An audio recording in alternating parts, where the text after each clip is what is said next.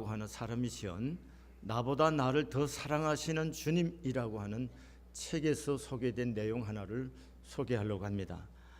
어느 날 한 중년 남자의 집에 갑자기 불이 나가버렸습니다. 그는 촛불을 켜기 위해 양초들을 모아둔 창고로 가서 초를 하나를 잡았습니다.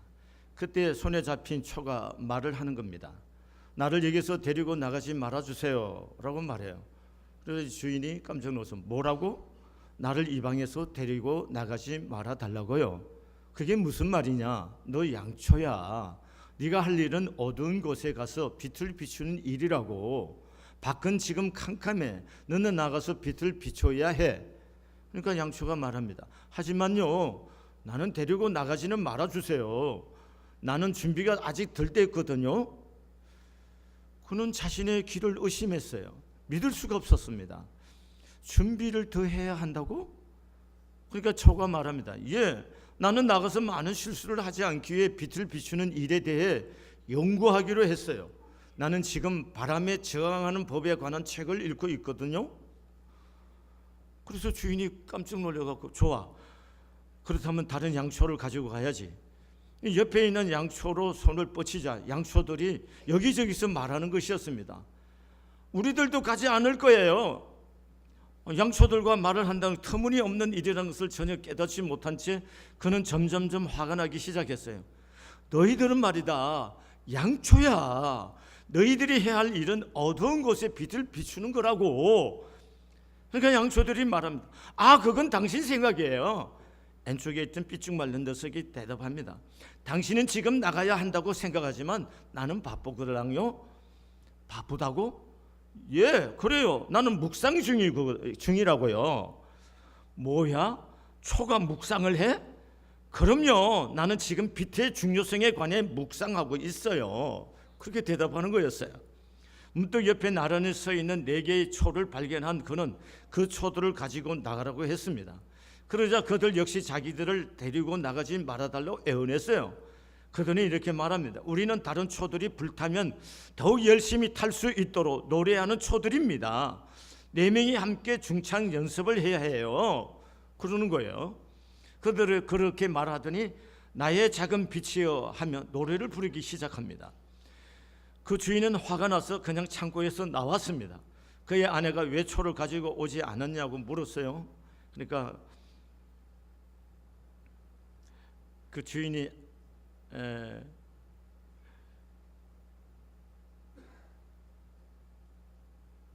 양초들이 나오지 않고 그냥 버텨서 그냥 나왔다고 그 주인이 대답합니다. 그러니까 아내가 화를 내면서 무슨 양초도, 그런 양초들이 있죠? 도대체 당신은 그 양초들을 어디서 사왔길래 그래요? 그렇게 말하는 겁니다. 그때 그 주인은 버뜩 떠올랐습니다. 맞아, 그 양초들은 마을 건너편 문을 닫은 교회에서 사왔어. 그제서 그 양초들이 왜 그러는지 알았다는 거예요. 웃지도 않으시네. 여러분, 어쩌면 이 초들이 우리 모습과 같지 않아요? 교회 모습 같아서 교회 안에만 늘 머물러 있어. 세상이 지금 빛을 비치기를 원하는데, 어둡다고 얘기하는데 세상에 나가서 그리스도인으로 사는 것은 너무 두려워하고 전부 다 교회 안에서만 우리가 신앙생활을 고집하고 있지 않나? 이 책에 말하고 싶어하는 것, 그런 것 같아요. 여러분, 우린 지금 계속 성령 충만에 대한 얘기를 하고 있습니다. 성령 충만이 도대체 뭡니까? 신비한 영적 체험 속에 들어가는 게 성령 충만입니까? 그럴 수도 있습니다. 성령은 영이시기 때문에 그런 경험도 있을 수 있습니다. 그러나 진정 교회 안에서 성령 충만이라는 것은 단순히 어떤 영적인 체험을 하고 엑스타시의 경험 속에 들어가는 것이 단순히 영적 충만이라고 성경은 말하지 않습니다. 여러분, 성령 충만이라는 것은 바로 성령님의 다스림을 받는 거라는 겁니다. 성령님의 인도를 받는 거예요. 성령님의 안에서 다스림을 받아서 우리가 삶을 사는 것이 그게 성령 충만한 삶이라는 거예요. 또 우리 안에 예수의 마음으로 가득해서 세상을 보고 사람을 볼 때 그 주님의 마음으로 바라보는 거, 그게 성령 충만한 삶이라는 겁니다. 그런가 하면은 사람들 앞에 우리가 살고 있지만 하나님 보이시지 않는 분이지만 우리가 하나님 앞에 있다고는 신임재 의식을 가지고 매사를 주님 앞에서 사는 것처럼 사는 것, 그게 성령 충만한 삶이라는 겁니다. 그래서 지난주에 제가 얘기를 바울 사도를 통해서 말했습니다. 성령 충만한 것은 뭐예요? 감옥에 있어도 기쁘다는 겁니다. 그래서 감옥에 있는 바울이 감옥 밖에 있는 사람들 보고 말하는, 너희는 주 안에서 기뻐해라, 항상 기뻐해라. 그리고 관용을 모든 사람이 알게 해라. 너희 용서를 보이고 농서를 해라. 그러니까 모든 일에 두려워하지 말고 염려하지 말고 기도해라, 이런 얘기하는 거죠.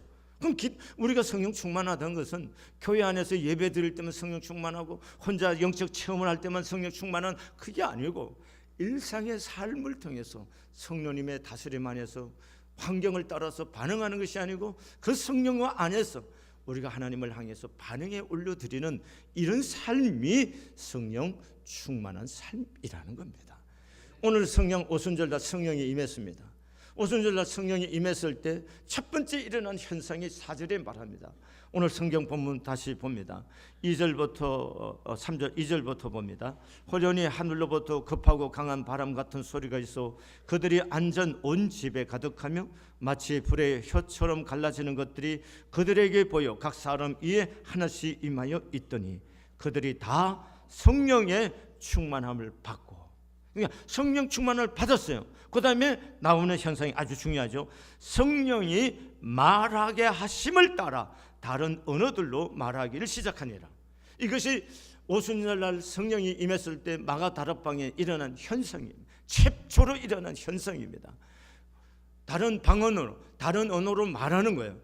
그렇지만 우리가 여기 해석을 해봅니다. 광의적으로 해석해보면 성령이 오시면은 가장 먼저 사람이 다스림을 받는 곳이 어디냐는 거예요. 그게 입술의 말이라는 겁니다. 여러분, 성령의 다스림 받는 사람, 우리 입이 다스림을 받는 거고 우리 입술이 다스림을 받아서 우리 언어가 새로워져야 된다는 거예요. 우리가 교회 생활할 때 시험에 두고 상처받는 제1순위가 뭘까요? 말 때문이잖아요. 괜히 모여갖고 수근수근 거리고 남 비난하고 남에게 하지 않아야 할 말들 함으로 통해서 서로 오해하게 만들고, 그래서 우리가 상처를 받는 거잖아요. 그런데 우리들이 언어가 진정 성령의 다스림을 받고 있느냐는 거예요. 내가 뱉어내는 말이 지금 그게 성령이 하나님 앞에서 내가 하는 말인지 생각하고 하느냐는 거죠. 우리가 그러지 못하고 살아봤잖아요. 그런데 성령 충만하다는 것은 바로 어떤 에스타시에 들어가는 것이 아니고 이렇게 일상의 삶을 통해서 내 입술이 성령의 다스림을 받아서 선한 말을 내고 덕을 세우는 말을 내고 온유한 말을 하고 사람의 생명을, 사람을 살리는 생명의 말을 내고 사람에게 소망을 주는 말을 하고 사랑의 기쁨을 함께 공유할 수 있는 사랑의 말을 하는 것이, 이게 성령이 다스림 받는 언어고 그 입술이란 말씀이에요. 믿는 사람이 입에서 나오는 얘기의 첫 번째 한숨이고 부정적으로 탄식하고 있고 좌절한 고백만 하고 있다면 그럼 성령의 다스림 받는 사람이 아니죠. 우리가 비록 갖고 있는 환경이 어렵고 힘겹고 정말 어찌해야 될지 모르는 순간이지만 그럼에도 불구하고 성령이 주시는 믿음으로 믿음의 얘기를 해야 되고 소망을 얘기해야 되고 확신의 얘기를 할 수 있는 것이 뭐예요? 그 성령의 다스림을 받는 사람이라는 겁니다. 여러분, 사도행전 2장 14절 40절 이게 보면은 성령이 충만한 사도들이 나가서 사람들의 대중을 향해서 말을 합니다. 성령이 충만해서 그들끼리 방언하고 그 안에만 있은 것이 아니고 나가서 대중을 향해서 말을 합니다. 그런데 대중을 향해 서 있던 그들이 원래 그렇게 대범한 사람들이냐? 그렇지 않은 사람들이에요. 소심한 사람들이었습니다. 그런데 성령이 충만하니까 나가서 얘기를 하는데 우리가 성령 충만하고 우리가 방언하고 자기 자랑으로 너절너절하게 그렇게 자기 과시를 하는 것이 아니고 그들에서 입에서 나오는 모든 말은 십자가에 달리신 예수 그리스도 그분의 얘기를 하고 있는 겁니다. 성령 충만이 뭐냐는 거예요. 성령 충만한 삶이 도대체 뭐냐는 거예요. 내 자랑하는 거 아니에요. 내가 어떤 사람이냐를 과시하는 거 아닙니다. 내 안에 계시는 우리 주 예수 그리스도가 여러분과 나의 죄를 위해서 십자가에 죽으시고 우리에게 영원한 부활의 소망을 주기 위해서 예수님의 부활의 첫 열매가 되신 분이시다는 이 예수의 부활을 증거하는 것이 성령 충만한 사람들의 입술의 말이어야 된다는 겁니다. 아멘이십니까? 여러분, 우리가 입만 열면 헛새를 부르는 교인들이 있어요. 제가 볼 때 지도자들이 그런 부분이 더 많은 것 같아요. 한국 교회는 그걸 믿음이라 표현하고 하는데 아니라고 저는 생각합니다. 성령이 주장하는 사람은 자기 교회나 자기 모습을, 자기 굉장함을 자랑하고 얘기하는 것이 아니고 입에서 예수의 얘기가 나와야 되고 예수가 자랑이어야 되는 거예요. 그래서 교회인들이 헛새를 부리고 과시하고 이런 말이 예수님 안에서 허물이라는 것을 보이고 깨달아지면은 진심을 말하고 진실을 얘기하게 되는 거예요. 그럴 때만이 성령의 충만함을 통해서 입술의 말이 다스림을 받고 있다 볼 수가 있는 겁니다. 우리가 살펴봤지만 사도행전 4장의 8절의 말씀에 보면은 베드로와 요한이 성령이 충만하여서 뭘 하느냐? 자기들의 생사권을 가지고 있는 사내들의 의회 앞에서 담대하게 예수를 증언할 뿐만 아니라 하나님 앞에서 사람의 말을 듣는 것이 옳은지, 하나님의 말을 듣는 것이 옳은지 너희가 판단해 보라. 담대하게 자기들의 안에 있는 예수를 얘기하고 굽힘이 없는 사람의 모습을 봅니다. 그럼 베드로와 요한이 원래 그런 사람들이었습니까? 작은 계집아이 앞에서도 저주까지 해가면서 겁먹고 쫄아갖고 도망쳤던 사람이 베드로였습니다. 근데 성령이 충만하니까 굉장한 이상한 인간이 되는 거 아니고 약하고 연약하고 소심하고 그리고 담력이 약한 이 사람이 담대해지고 강해지고 확신에 넘치는 그런 사람으로 바뀌어져 있는 거예요. 그러니까 우리가 예수 믿는 사람이 교회 안에서만 할렐루야 하면서 찬송 부르고 그때만 성령 충만하고 세상을 향해서 나가면 또 쫄아가고 그런 것이 아니다는 거예요. 돈이 있으면 어떻다는 거예요? 돈 있는 사람이 나인데 뭐 어떻게 합니까? 권력이 있으면 어떻다는 권력이 나인데 뭘로 하는 거예요?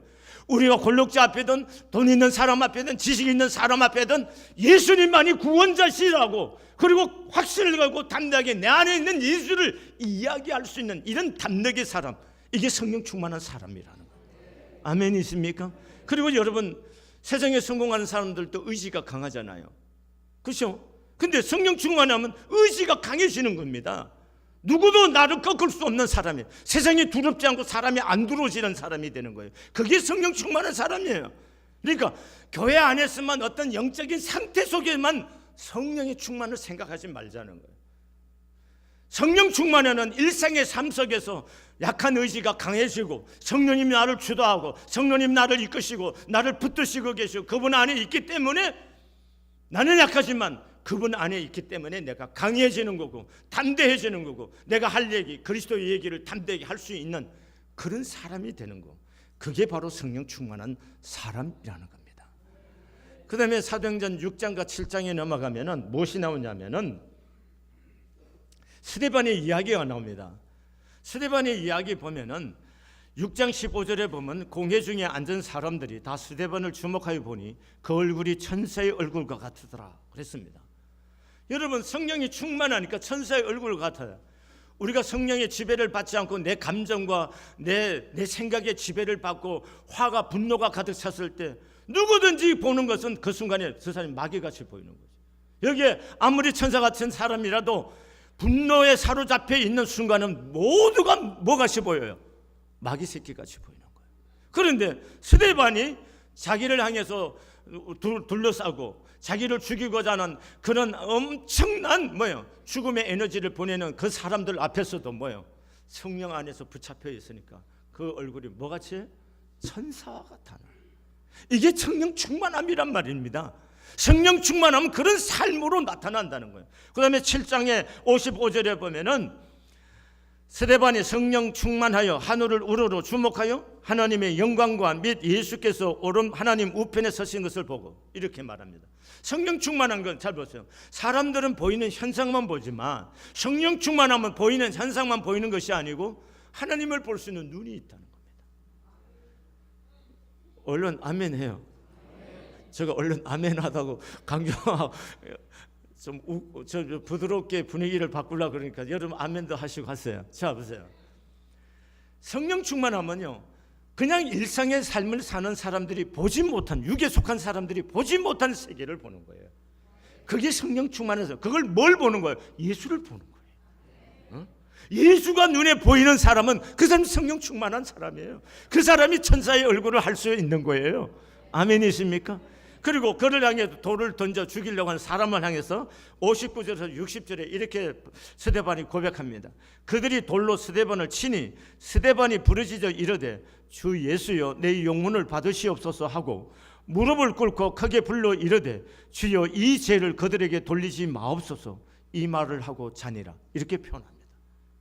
여러분, 우리는 향해서 누군가 나에게 서운한 말을 하거나 섭섭하게 하거나 그러면 우리는 그 감정에 못 이겨 하고 마음속에 그 여러 가지 복잡한 감정이 우리를 지배하잖아요.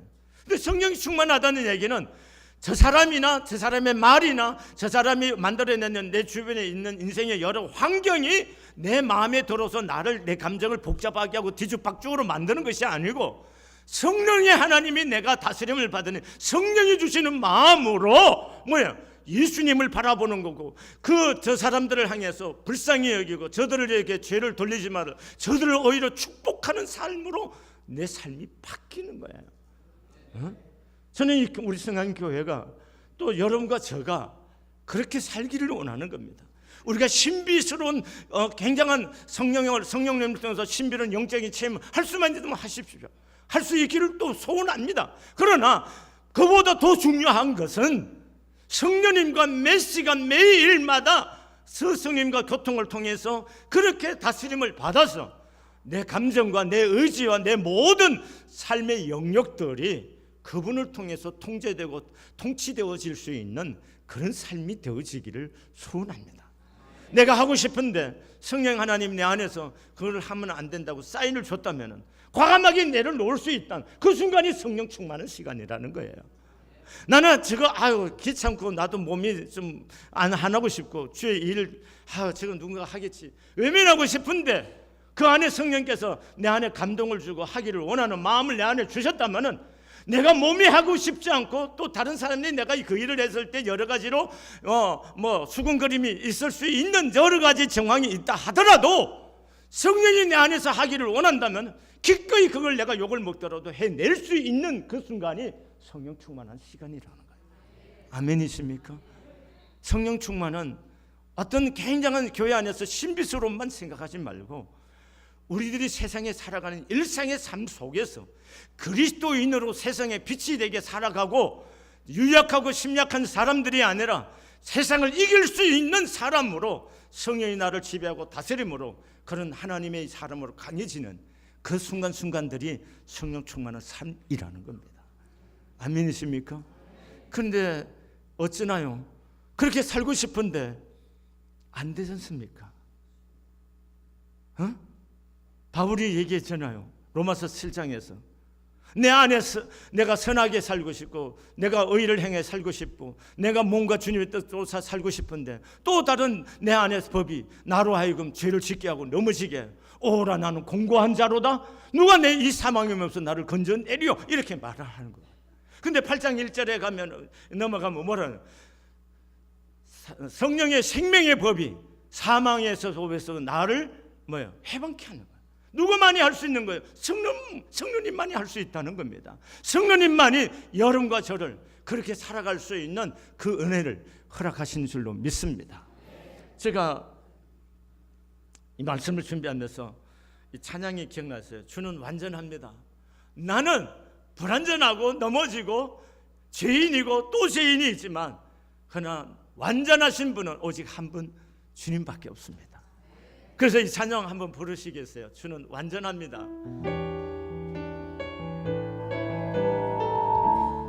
성가대 좀 크게 잘 불러주십시오.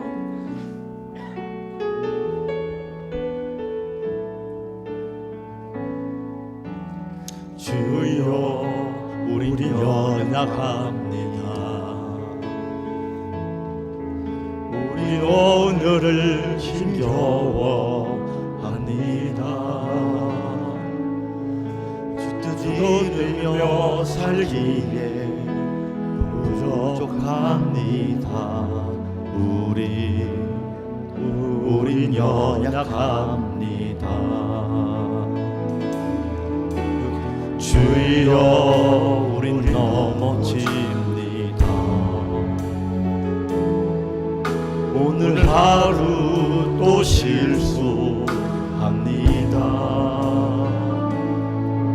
주의 긍휼을 구하는 죄인입니다. 우리 주만 바라봅니다. 한없는 주님의 은혜 온 세상 위에 넘칩니다. 가릴 수 없는 주 영광 온 땅 위에 주만합니다. 주님만이 길이오니 우리 거기에 따라갑니다.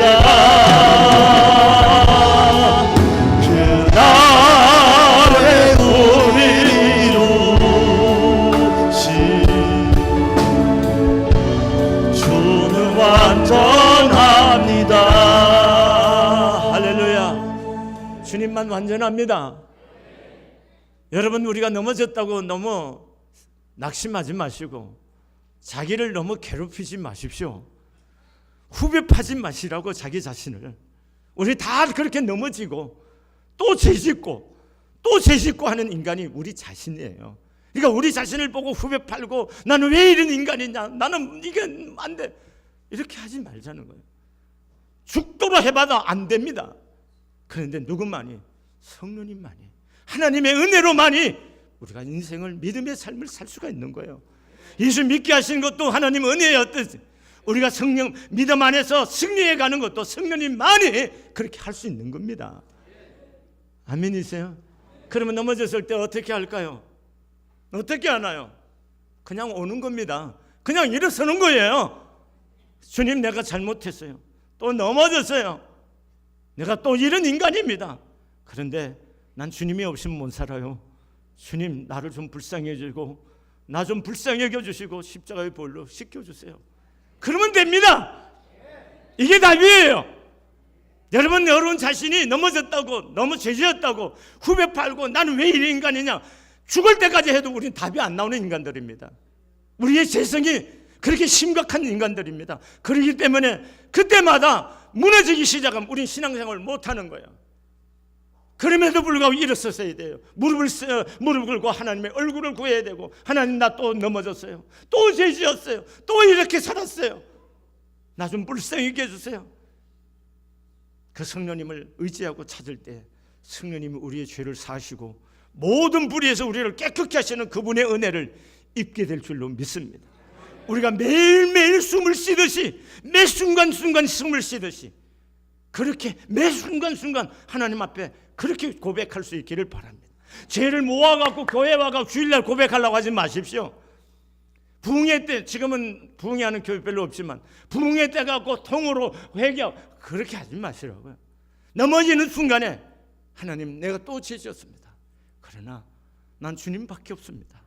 주님, 내 죄를 용서해 주세요. 십자가로 씻겨주세요. 이것만이 우리가 할 수 있는 거예요. 아멘이세요? 그리고 성령님 내 안에 오셔야 해요. 초청하세요. 성령님 내 안에 다스려 주세요. 초청 아니고 오시라는 게 아니고 성령님 나를 다스려 주세요 하고 그분을 내어드리는, 내 주님 앞에, 성령님 앞에 내 자신을 내어드리는 거예요. 그럴 때 우리가 매 순간 성령 충만한 삶으로 갈 수가 있는 겁니다. 아멘이세요? 이렇지 않고는 믿음 생활 잘할 수가 없어요. 우리 가끔 그러지. 아니, 목사가 왜 그래? 아, 장로님 왜 그래? 가끔 그럽니다. 아, 권사가 되고 왜 그러냐고? 권사가 되면 하루아침에 사람 바뀐 겁니까? 무슨 장로님이 되면 하루아침에 무슨 굉장한 능력자가 됩니까? 그렇지 않습니다. 목사가 됐다고 해서, 안수받았다고 해서 하루아침에 그 인간이 무슨 굉장한 인간이 되는 겁니까? 그렇지 않습니다. 우리는 다 죄성을 갖고 있는 인간들이에요. 그 죄성에 벗어날 수 없어요. 잘 보세요. 이거 물에 넣으면 가라앉을까 안 가라앉을까? 돌이라고 생각하세요. 그냥 가라앉아요. 무슨 법칙이에요? 만유인류의 법칙이에요. 뭐 떨어지는 건. 그런데 스티로폼에다가 얹어놓으면요, 가라앉아요 안 가라앉아요? 안 가라앉아요. 무슨 법칙이에요? 부력의 법칙이에요. 그렇죠?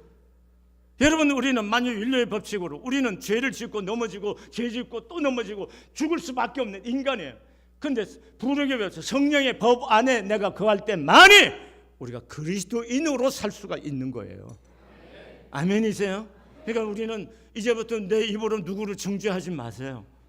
왜 그러냐고 입으로 비난하지 마세요. 아멘이세요?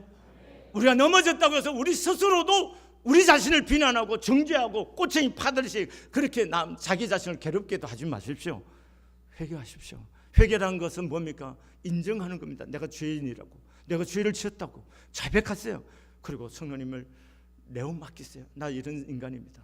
성령님, 나 좀 은혜를 입혀주시고 도와주세요. 성령님 아니면 나 살 수가 없어요.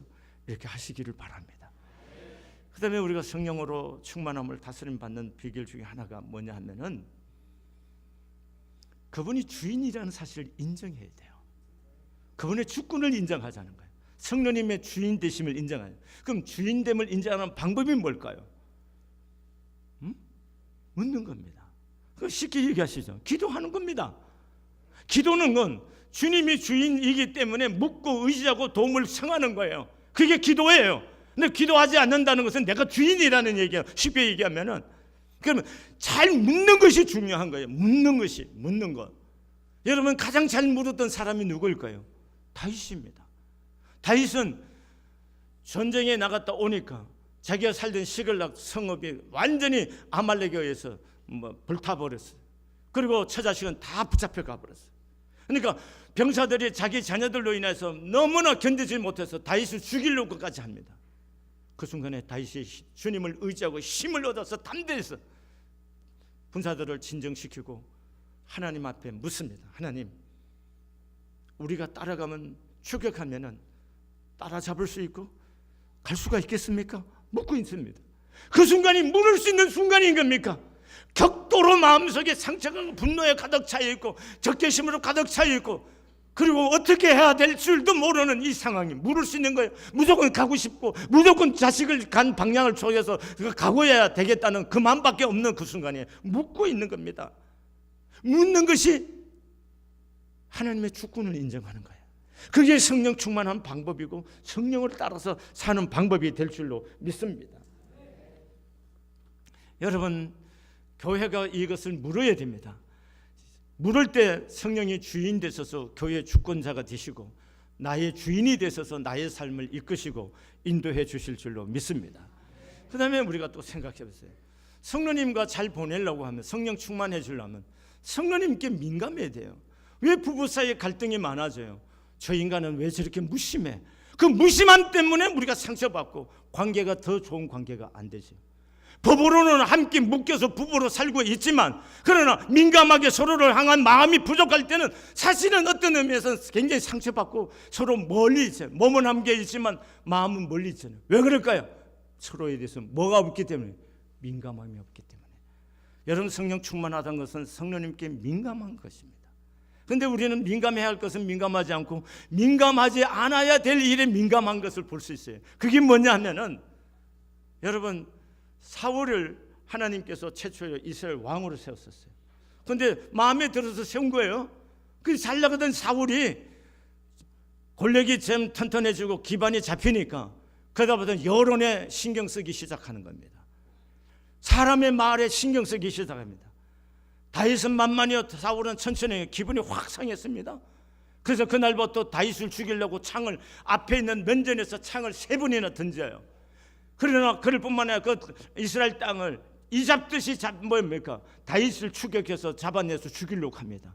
집착해서. 그는 뭐에 민감해 있는 거예요? 사람의 말에 민감해서 그런 거예요.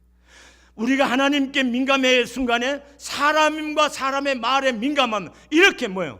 적개심과 분노로 가득 차고 이렇게 해야 하지 않을 이 짓을 하고 있는 겁니다. 그런데 반대로 생각해 보세요. 다윗은요, 자기를 죽이려고 하는 사울이 동굴에 들어왔습니다. 그래서 부하들이 얘기합니다. 이것은 하나님께서 허락한 것이다. 그러니까 죽여버리자. 그렇게 말합니다. 근데 사울은 아니다. 하나님이 기름 부어 세운 종이니까 그러면 안 된다. 그래서 정표를 남겨서 옷자락만 살짝 베 갖고 왔어요. 그런데 다윗이 무슨 마음이 들었어요? 그 옷자락 벤 것만으로도 마음이 찔림을 받고 아파하고 힘들어합니다. 그럼 잘 생각해 보세요. 사람들의 말에 민감했으면 사울을 죽였을까요? 안 죽였을까요? 죽이죠. 근데 다윗은 지금 사람의 말에 민감한 게 아니고 보이지 않지만 하나님에게 민감하게 반응해서 뭐예요? 다윗 사울을 살릴 뿐만 아니라 옷자락을 벤 것만으로도 마음의 찔림을 받고 아파하는 이런 영적인 사람이죠. 또 한 가지 있습니다. 다윗이 왕이 되었을 때입니다. 다윗이 왕이 되었을 때 우리아의 아내를 바세바를 범했을 때 나단 선지자가 와서 당신이 죄인이라고, 아주 나쁜 놈, 싸가지 없는 뒤질 놈이라고 우회적으로 표현을 한 거예요. 그래갖고 그러니까 다윗도 흥분해갖고 그 새끼 죽이자 그렇게 했는데 당신이 그 사람이라고 이렇게 대놓고 얘기를 했어요. 면전에다가. 그러니까 뭐야? 다윗이 화를 벌컥 낸 것이 아니고 내가 죄인이라고 베옷을 입고 어디 가요? 성전에 들어서 회개하는 거예요. 자, 그 순간에 사람의 말에 민감했으면 나단이 살았을까요? 못 살았을까요? 못 살죠. 그러나 다윗이 하나님 앞에 민감했기 때문에 뭐예요? 나단을 죽이는 것이 아니라 자기를 쳐서 하나님 앞에 복종시키는, 이 거듭나는 용서를 받는 은혜의 자리로 가는 이 삶으로 진행되어 갈 수가 있었던 거예요. 사랑하는 교회 여러분, 저도 사람의 말 또 환경에 민감합니다. 가끔 상처도 받고 섭섭해하기도 하고 화나기도 하고 그래요. 근데 그게 다 부질없다는 거예요. 의미 없다는 겁니다. 뭐만이 성령 하나님 그분에게만 응답하는 것만이 영원한 생명을 낳는 길이고 그 길만이 내가 사는 길이라고 어느 순간부터 깨달아지기 시작하고 그러면서 다 내려놓기 시작하는 겁니다. 여러분, 우리가 굉장히 긴 인생을 사는 건 아닙니다. 이번 주간도 제가 장례를 2건이나 치렀어요. 지난주에 얘기했던 신경숙 성도님 별세하셔서 어저께 새벽 5시에 가고 발인 예배를 드렸습니다. 아무것도 아닙니다. 58의 인생이 끝났어요. 우리요, 너무 격하게 살지 말고요, 성령 하나님께 민감하게 순종하고 반응해서 그 성령을 따라서 살면 용서 못할 게 어디 있고 용납 못할 게 어디 있고 함께 가지 못할 사람이 또 어디 있겠어요? 그렇지 않겠습니까? 그러니까 여러분과 제가 성령 하나님께 맞아 민감하자. 이게 중요합니다. 하나만 더 얘기하고 제가 마치겠어요. 여러분, 우리가 성령 충만하려면 성령님 이미 저 바깥에서 오시는 분이 아니고 성령님 내 안에 계시는 거예요. 내 안에 계시는 것을 사모하고 사랑해야 돼요. 갈망해야 돼요. 아멘이세요? 함께 있는 사람을 사랑하지 못하는 이게 행복하겠습니까? 아시겠어요? 저쪽에 하늘 저쪽에 있는 성령이 하나님 오시옵소서 뭐 이런 얘기가 아니고 이미 내 안에 와 계시는 성령님을 사랑하고 그분이 나를 다스려 주기를 갈망하는 마음, 이게 있어야 된다는 거예요. 아멘이세요? 그러면은 성령님 하나님께서 우리를 다스려 주시고 평안 가운데 인도해 주실 줄로 믿습니다. 이 갈망이랑 목마름이라고 말하는데 여러분, 요엘서 1장 20절에 보면 들짐승도 주를 향하여 헐떡거린다 그래요. 들짐승도 또 주를 향해서 헐떡거린다, 목마르다는 겁니다. 들짐승도 그렇다는 거예요. 그런데 예수의 피값으로 산 여러분과 제가 주님을 향한 이 헐떡거림이 없이 되겠어요? 이 목마름이 없이 어떻게 우리가 성령 충만한 삶을 살 수가 있겠어요? 그러니까 여러분과 제가 성령 하나님, 내 안에 계시고 친밀하신 성령 하나님께서 그분이 사랑을 경험하고 그분과 함께하는 것을 기뻐하고 그분과 함께 동행하고 그분께 묻고 의지하는 것을 즐거워하고 기뻐하는 이런 목마름이 여러분과 저에게 가득해질 때에 우리를 통한 하나님의 하시고자 하는 그 일을 경험하고 누리게 될 줄로 믿습니다. 임하소서. 여러분 찬송 한 장 부르겠어요. 임하소서. 성령 하나님이시여 지금 이곳에 임하소서. 바람처럼 불처럼 성령이여 임하소서. 우리 찬송을 부르면서 준비한 예물을